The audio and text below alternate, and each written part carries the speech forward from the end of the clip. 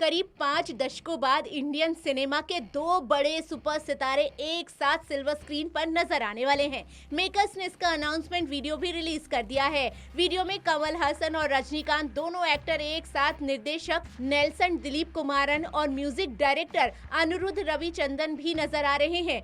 Film की shooting जल्द ही शुरू की जाएगी। हालांकि प्रोमो से साफ दिख रहा है कि ये प्रोजेक्ट सिर्फ एक फिल्म नहीं बल्कि तमिल सिनेमा के इतिहास का बड़ा इवेंट बनने जा रहा है। हाल ही में हुए जारी प्रोमो ने सोशल मीडिया पर धूम मचा दी है। करीब 3 मिनट के लंबे इस प्रोमो में दोनों सुपरस्टार का अंदाज बेहद अनोखा और रेट्रो लुक से भरा हुआ है। वीडियो की शुरुआत हल्के फुल्के और मजाकिया अंदाज में होती है। वहीं दोनों सुपरस्टार एक दूसरे से पूछते हैं कि फिल्म का हीरो कौन है। अब इसी पर सस्पेंस बना हुआ है। Bureau report, TV 27 news, Bhopal.